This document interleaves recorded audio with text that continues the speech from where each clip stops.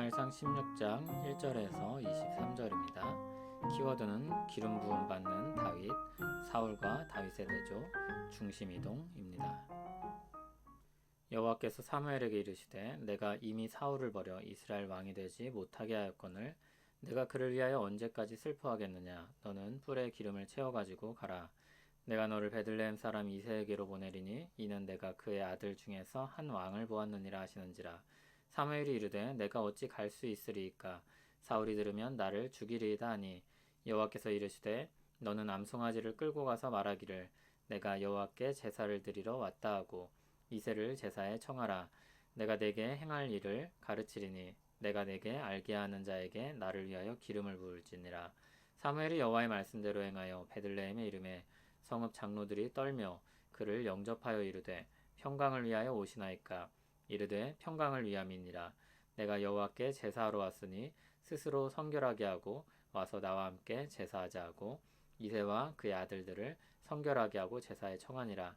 그들이 오매 사울이 엘리압을 보고 마음에 이르기를 여호와의 기름 부으실 자가 과연 주님 앞에 있도다 하였더니 여호와께서 사무엘에게 이르시되 그의 용모와 키를 보지 말라.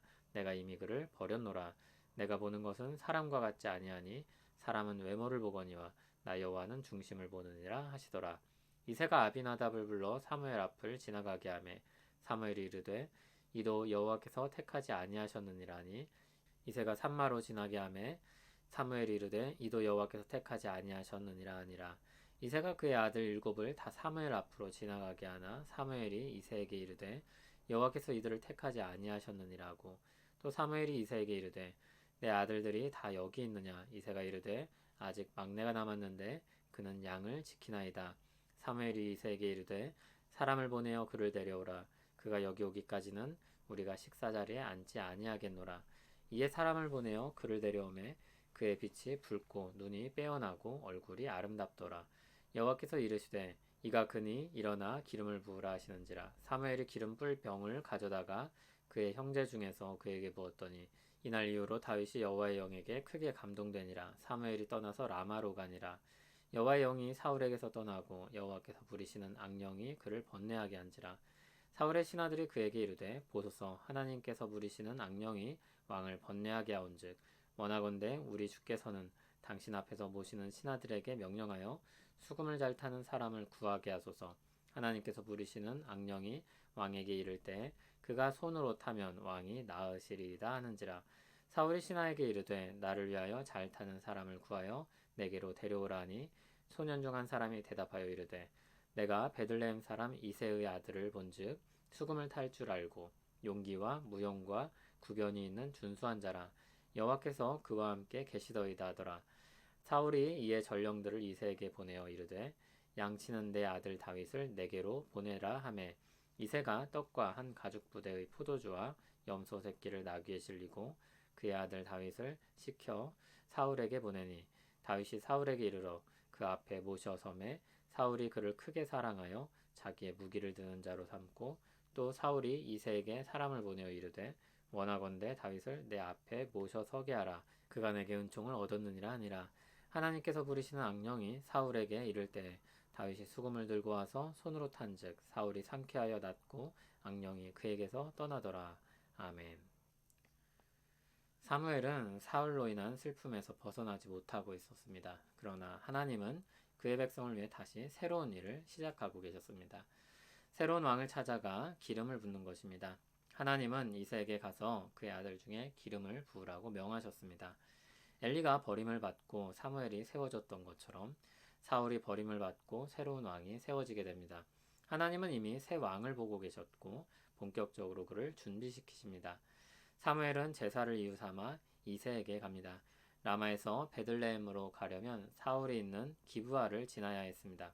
사무엘이 그 길을 지나면서 대놓고 새로운 왕을 찾으러 가는 티를 낼 수 없었던 것입니다. 2절을 보면 사무엘은 사울이 자신을 막기 위해 죽일 수도 있다는 두려움을 느끼고 있었습니다. 그렇게 연막작전을 펼치고 무사히 베들레헴으로 갑니다. 베들레헴에 이르자 장로들이 놀라며 평화로운 일로 왔냐고 물었습니다.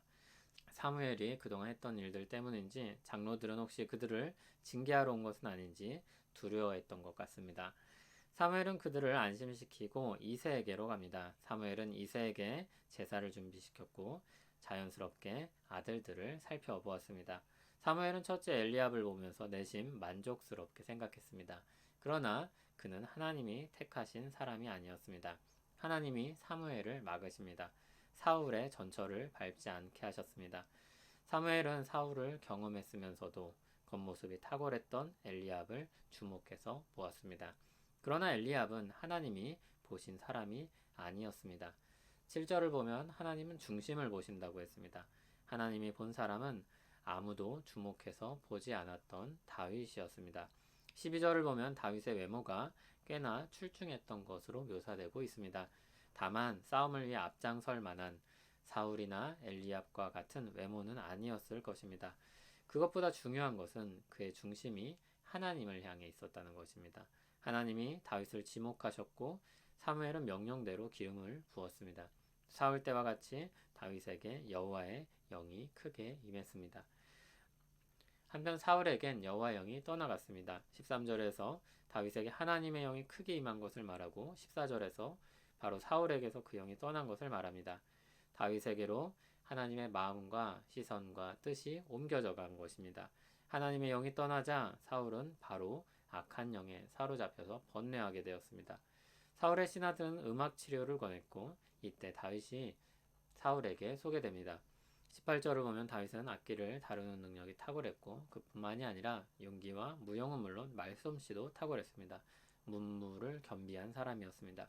그리고 무엇보다 중요한 것, 여호와께서 그와 함께 계셨다고 했습니다. 사울은 다윗을 불러오라고 했고 그를 매우 마음에 들어하면서 자기 무기 드는 자로 삼습니다. 다윗은 본래 불려온 목적대로 사울 앞에서 연주하였는데 다윗이 악기를 연주하면 사울은 잠시나마 마음의 평안을 얻게 됩니다.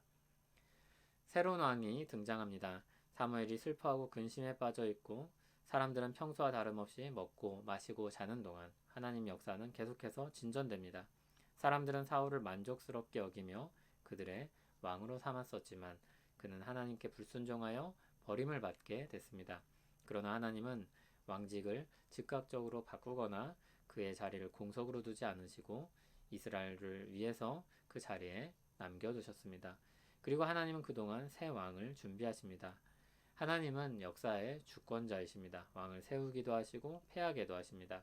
사울과 다윗의 대조는 두 왕의 능력의 대조가 아니라는 것을 주의해서 보아야 할 것입니다.